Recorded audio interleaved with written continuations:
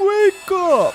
Gamers! Did you know that the average person wastes more than 1,000 clicks per day? So today I challenged myself to use the minimum daily number of clicks, which is 1,000, to make a complete game. And to show you that your clicks can be not spent just to order a pizza, but also to create something really fun. So my first 3 clicks are used to create a new project. And while the project is opening, I will tell you about the idea of this game.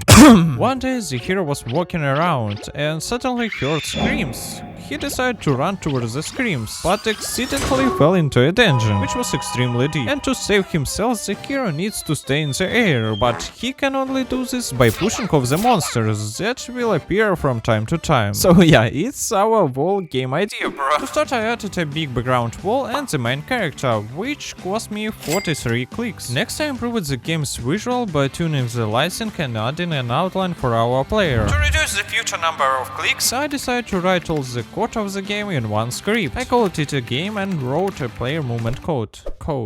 But now he can move infinitely sideways, therefore I added invisible walls.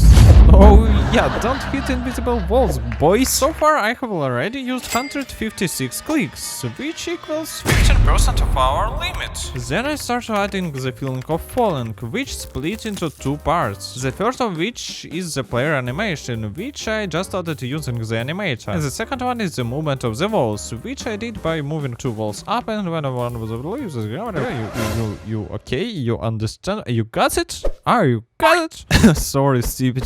It's so my English. So yeah, now it feels much better, which is pretty cool. And all of this took me only 77 clicks. After this, I add spawn points, which will be used to spawn monsters. Therefore, I wrote code that creates the monster at a random point and give him the force to jump up. Oh yeah, I stole this monster from my previous video where I made the hardest One Punch Man game. Okay, you got it? Just check it. Anyway, next I start creating the most important feature of our game, the trampoline. I mean pushing off monsters. Sure. It works easily. When the player presses the spacebar, character receives a physical impulse to fall down. Like you when you don't answer your mom's call. It's so stupid, I know. And when the player collides with the monster, he receives an additional physical impulse that pushes him up. Now player attack works well, but I don't like it.